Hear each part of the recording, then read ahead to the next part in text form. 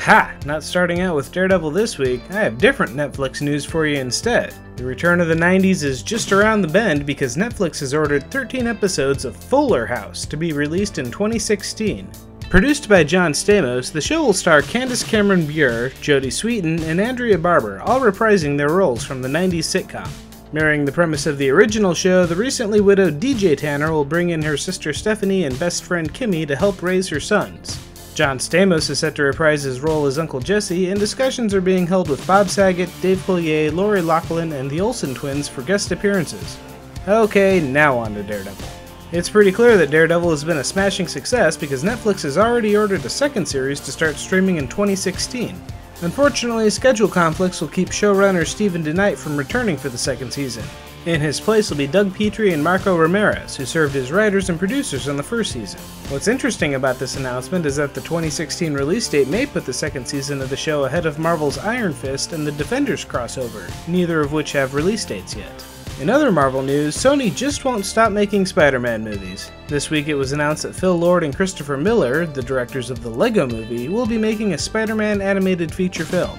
This animated project will exist independently from the new live-action incarnation of Spider-Man, which is set to debut in Captain America: Civil War before swinging back over to his own franchise.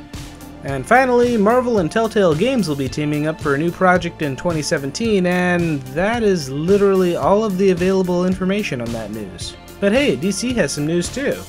In what certainly isn't a shameless stunt to capitalize on Batman v Superman, DC Entertainment announced that Frank Miller will be writing another sequel to The Dark Knight Returns, because its first sequel and pseudo-prequel were such outstanding hits.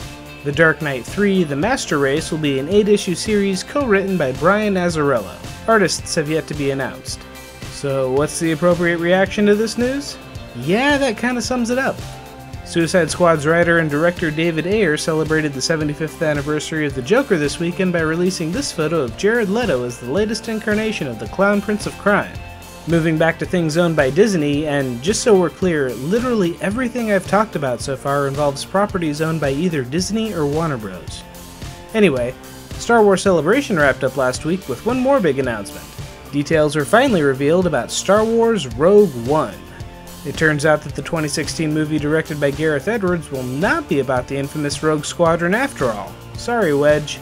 Instead, the film will take place shortly before Episode 4, following a rogue band of Resistance fighters who come together to steal the plans for the original Death Star. And before you make a Bothan joke, note that many Bothans died to get the plans for the second Death Star, not the first. Moving on to a little bit of anime news, Lupin III: Jigen's Gravestone was released on Hulu this week. This movie is set in the same continuity as The Woman Called Fujiko Mine, so if you're a Lupin fan and liked that, you should check this out too. Over in the video game world, Valve opened up all the cans of worms this week when they came out with a system to monetize game mods, starting with Elder Scrolls V Skyrim and its 25,000 mod library.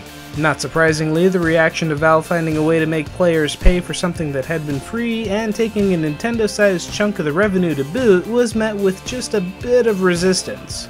I could literally spend a whole video talking about all the numerous implications of this, but instead I'll just refer you to this Forbes article by Paul Tassi. Valve's paid Skyrim mods are illegal, ethical, and creative disaster. But speaking of extra content that you pay for, Mario Kart 8's Animal Crossing DLC went live this week. The DLC pack added 3 new characters, 8 tracks, and 4 vehicles to the game, along with the crazy fast 200cc mode. Mario Kart wasn't the only game to get updated either. Shortly after the Super Smash Bros. 1.0.6 patch added Mewtwo to the game, Nintendo had to release patch 1.0.7 because clever Smash Bros. Players discovered a way to bug the psychic Pokemon with interesting results.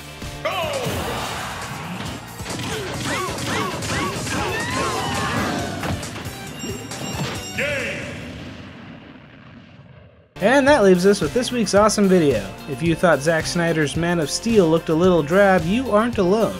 Videolab resaturated the movie with their best guess at what it would look like with a bit more color. What's apparent is that hidden under all that darkness and desaturation is a Superman movie that looks like Superman. And that's everything for this week, so what do you think of Valve monetizing mods? Let me know in the comments below. Be sure to like and subscribe, pass this video around to your friends, and have a great week.